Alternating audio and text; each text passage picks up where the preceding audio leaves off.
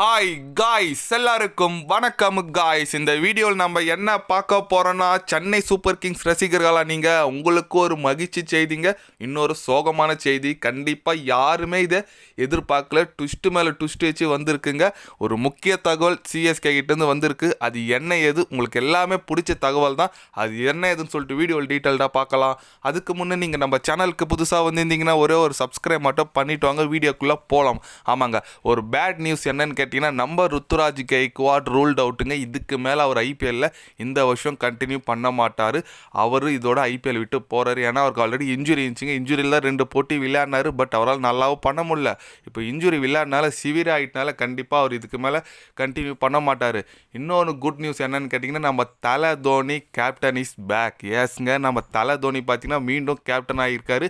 இதுக்கு மேலே மீதி இருக்கிற 9 போட்டியில் இந்த வருஷம் ஐபிஎல்ல தலை தோனி தாங்க கேப்டன்ஷிப் பண்ணுவார். எல்லாருமே எதிர்பார்த்துட்டு இருந்தாங்க, இதுமாரி தலை தோனி கேப்டன் பண்ணுவாரா, இதுக்கு மேலே இருக்குமான்னு சொல்லிட்டு அவரோட கேப்டன்ஷிப் மீண்டும் வந்திருக்குங்க. செம்மங்க. கண்டிப்பாக எல்லாருமே எதிர்பார்த்துட்டு இருந்தீங்க. இப்போ நான் போன வீடியோ போட்டதில் பார்த்தீங்கன்னா நிறைய பேர் கமலில் ஏன் இதை பற்றி பேச மாட்டீங்க, தலை தோனி கேப்டன் ஆகிருக்கார், ஏன் பேசலை கேட்டிங்களா, உங்களுக்கோசம் தாங்க. ஓகே, தலை தோனி கேப்டன் ஆகிருக்கார். கண்டிப்பாக எல்லாருக்கும் ஒரு மகிழ்ச்சி. பட் ருத்துராஜ் கெய்க்வாட் நல்ல பேட்ஸ்மேனுங்க. அவர் ஒரு சொல்லி இந்த சீசன் நல்லா விளையாடுனாருன்னா இந்தியன் டீமில் கண்டினியூவாக இருந்திருப்பார். பட் அவரோட கேரியர் கொஞ்சம் டவுட்டாக தான் இருக்குது இந்த இன்ஜுரினால. ஓகே விடுங்க, தலை இஸ் பேக். கண்டிப்பாக எப்படி பண்ணுவார் சொல்லிட்டு பொறுத்ததும் பார்க்கலாங்க. ஏன்னா நாளைக்கு கொல்கத்தா கூட நம்ம கோட்டையில் சேப்பாக்கத்தில் தலை தோனி கேப்டன்ஷிப் பேக் இஸ் செம்மங்க.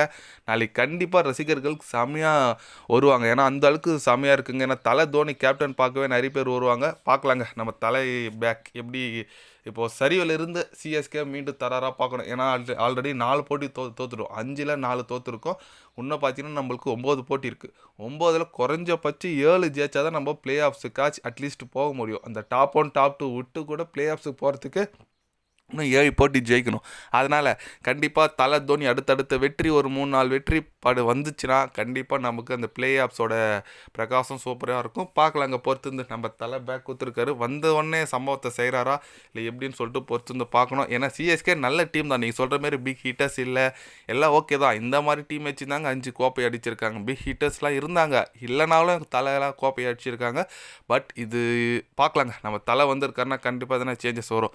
நீங்கள் சொல்லுங்கள், தலை இஸ் பேக். உங்களோட கருத்து என்ன? தலை தோனி மீண்டும் கேப்டன் ஆகிருக்காரு, எந்த அளவுக்கு ஹாப்பியாக இருக்கீங்க? உங்களுக்கு ஓகேவா இல்லையா? இல்லை சிஎஸ்கே எதனா சேஞ்சஸ் வருமா? கருத்துக்கள் மறக்காமல் கமெண்டில் கொஞ்சம் சொல்லுங்கள்.